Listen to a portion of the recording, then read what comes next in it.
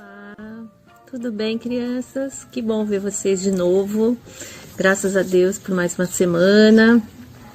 E eu quero agradecer porque vocês estão aqui assistindo, e quero agradecer a Deus também por esses momentos preciosos que nós vamos passar juntos. Vamos orar? Obrigada, Senhor, por esse dia. Obrigada, Senhor, pela semana que tivemos. Obrigada pelo teu cuidado, Senhor, conosco e com a nossa família. Pedimos que abençoe essa aula e que nos conduza e abra os nossos corações para ouvir a tua voz. Em nome de Jesus, amém. Muito bem. Vamos começar então com o nosso versículo-chave. Eu gostaria que vocês anotassem para ler depois com o papai e com a mamãe, tá bom? Então tá lá em Josué 5, de 13 a 15, ou pode ler até o final, que é bem interessante a história, tá bom? E depois Josué 6, de 27 até o final também, tá bom? Então, o nosso tema da aula de hoje é a queda de Jericó. Vocês lembram que nós conversamos sobre a viagem do povo de Deus até aqui?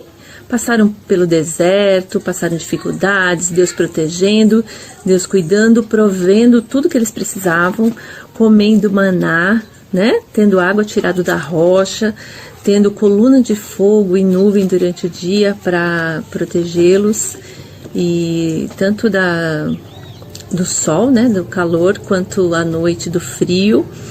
E eles estavam caminhando, chegaram, Moisés morreu, Josué agora seria o novo comandante, e o tio Cris falou da semana passada sobre a Raabe, né, aquela moça pecadora que tinha ajudado os espias. E agora nós vamos falar sobre a queda do muro de Jericó. Jericó era o primeiro obstáculo. Chegamos na Terra Prometida, e agora? Vamos entrar e já vamos comer aquele caixão de uva enorme que 2 homens carregaram? Não, tinha um obstáculo na frente. Você sabe o que é um obstáculo? Obstáculo pode ser uma montanha, pode ser uma barreira na estrada, pode ser um muro, né? E nesse caso, quando é uma montanha, uma barreira na estrada, a gente tenta contornar, né? Mas e no caso de uma muralha enorme, feita de tijolos fortes, fechados ali, que ninguém podia passar? E nesse caso, será que a gente consegue? Será que o povo de Israel vai conseguir?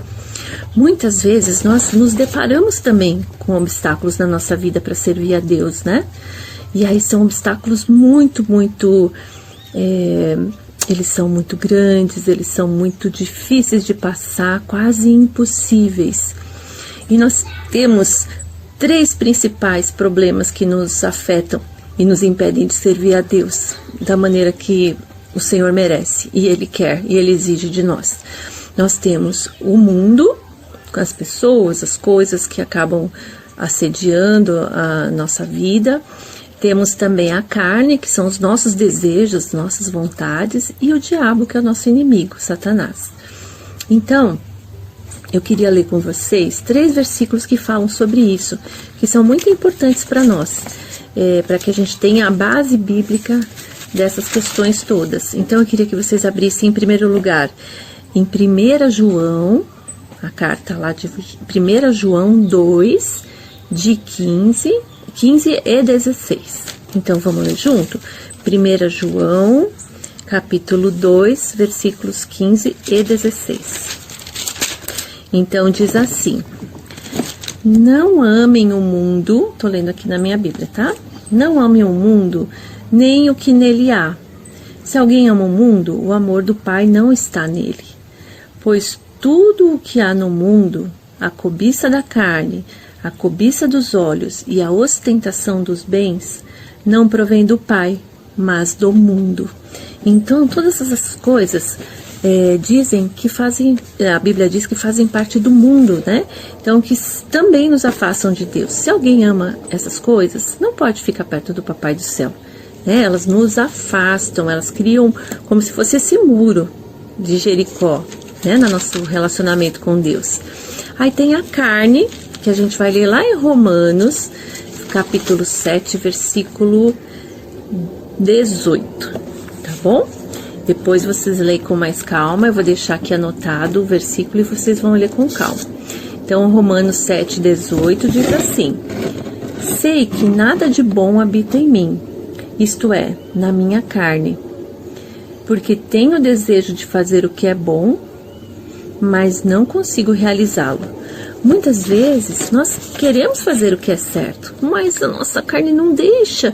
Eu quero desligar o computador, parar de jogar. Eu quero desligar a televisão, parar de assistir. Eu quero, mas eu não consigo. Aquela coisa dentro de mim acaba que me boicota, né? Ou seja, ela impede que eu faça o que é certo. E o Espírito Santo fala com a gente, né? Fala, criança, para de ficar vendo isso não é bom. E aí a gente fala, eu tô ouvindo, mas a minha carne quer ficar aqui. Eu quero ficar aqui, tá tão gostoso. E isso a gente vence na força e no poder de Deus, né? E por último, que a gente vai ver, que nos atrapalha, né, que se torna um obstáculo na nossa vida também, é 1 Pedro, capítulo 5, versículo 8. Primeira carta de Pedro, capítulo 5, versículo 8. Diz assim: estejam alertas e vigiem, ou seja, fiquem bem atentos. O diabo, o inimigo de vocês, anda ao redor como um leão. Quem tem medo de leão aqui? Eu tenho. Rugindo, muito bravo, procurando a quem possa devorar. Então, a Bíblia mesmo diz que o diabo é como um leão que está tentando nos pegar, né? Então, nós temos esses três principais inimigos. A carne, o mundo, né? Primeiro, o mundo, a carne e o diabo. Satanás, o inimigo de Deus. Mas Deus, graças a Ele, né? Ele é muito maior e muito mais poderoso que o inimigo. Então, o que nós precisamos fazer para vencer? Precisamos crer e obedecer. E foi isso que Israel fez. Josué estava lá olhando, eles pararam em frente àquele murão, aquela muralha enorme, e aí Josué falou, e agora? E ele estava lá planejando, como é que eu vou entrar, como é que esse povo vai entrar? Eram tantas pessoas, mais de 1 milhão de pessoas estavam ali para entrar, aguardando para entrar, e agora? E Josué estava parado ali pensando, como é que eu vou fazer isso, pedindo orientação de Deus, e de repente chega um homem com uma espada na mão, desembainhada, aquela espada nua que se diz, quando tira da bainha, né? Desembainhada e a espada na mão. E ele fala assim, Josué olha, né, meio assustado, falou, você é do nosso exército ou é do exército do povo cananeu? Porque ele não reconhecia, era tanta gente, né, eu acho que ele não conhecia um por um dos soldados. E aí o homem disse assim, nenhuma coisa nem outra, eu sou o príncipe do exército do Senhor. Então Josué se ajoelhou, colocou o rosto em terra e adorou. Então era o próprio Deus, talvez na pessoa de Jesus ali, trazendo uma mensagem para Josué. E Josué pergunta, o que diz o meu Senhor? Quais são as instruções para que nós vençamos essa guerra? E ele falou, essa guerra é minha, sou eu que vou lutar, olha aqui a minha espada, né? E aí Deus iria lutar por eles, mas eles tinham que participar, porque quando Deus vai derrubar as muralhas da nossa vida, Ele também quer a nossa participação. Ele quer que nós creiamos e obedeçamos. Então, o que Israel tinha que fazer? Ele deu umas instruções bem diferentes, bem estranhas. Olhem só, ele falou assim, olha, o exército, todo o exército, todos os sacerdotes, que eram aquelas pessoas que cuidavam da parte espiritual, né, do país, os sacerdotes vão andar na frente tocando os chifres de carneiro. Chifre de carneiro era aquele chifre meio ondulado, sabe? E eles vão tocar o chifre de carneiro. Vocês vão levar a Arca da Aliança. A Arca da Aliança é como essa figura aqui, ó. Tá vendo? Vê se dá pra ver direitinho. Essa figura aqui, a Arca da Aliança, os sacerdotes levantam. E ali estava a presença do Senhor, a glória do Senhor. E eles teriam que levar a arca também, os sacerdotes iam na frente tocando, e atrás ia o exército marchando, e depois vinha o povo. Então, Deus falou para eles, vocês vão caminhar, no primeiro dia, vocês vão caminhar em volta da cidade. No segundo dia, vocês vão dar 2 voltas em volta da cidade. No terceiro dia, 3 voltas em volta da cidade. No quarto dia, 4 voltas em volta da cidade. No quinto dia, no sexto dia e no sétimo dia, até então só os chifres de carneiro iriam tocar. No sétimo dia, vocês vão tocar as trombetas e o povo vai gritar muito forte, vai gritar, todo mundo, imagina, mais de 1 milhão de pessoas gritando ao mesmo tempo e aquelas trombetas tocando. Que coisa incrível que ia ser, que poder, né, que tinha aquela ordem de Deus usando aquele povo ali daquela forma.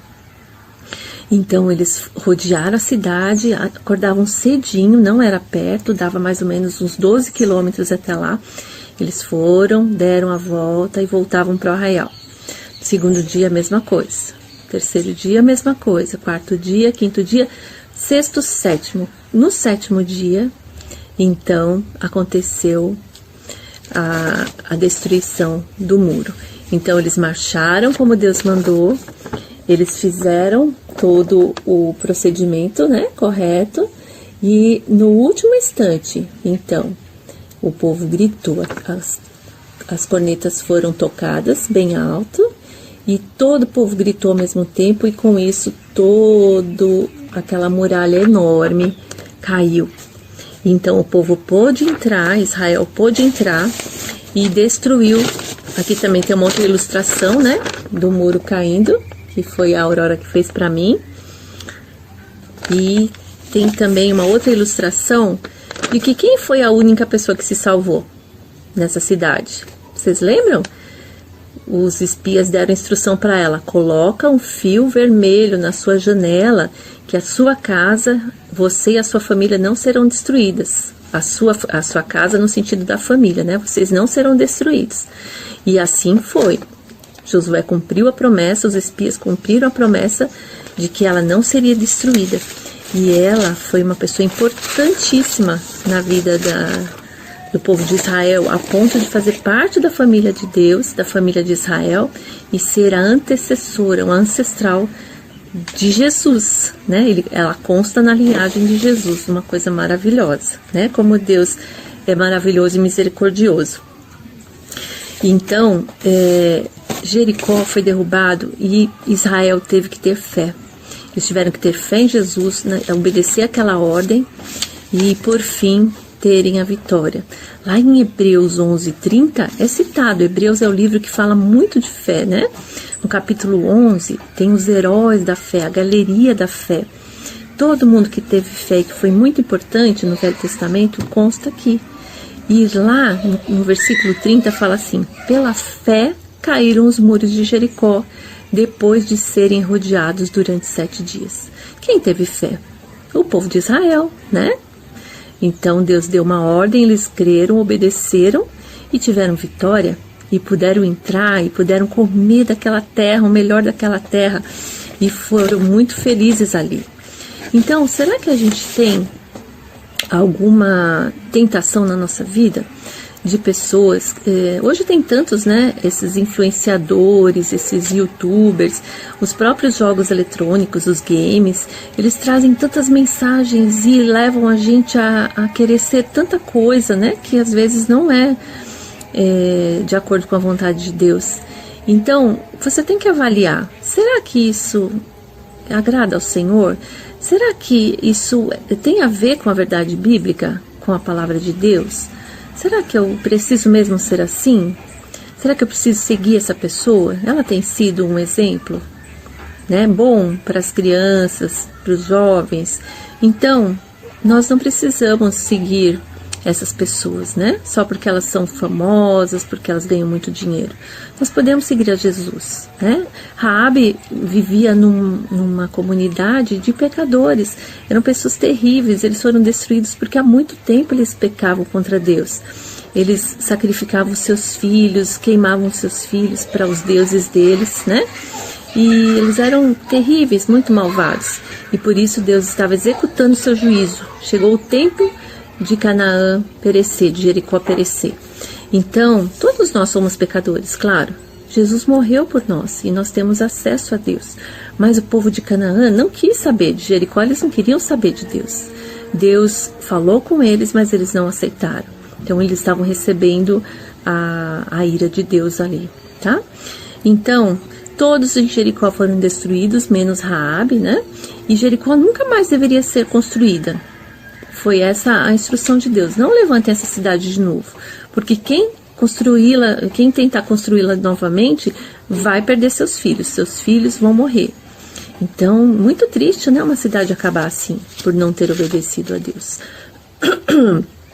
Então, ele deu milagrosamente Canaã para o povo de Israel.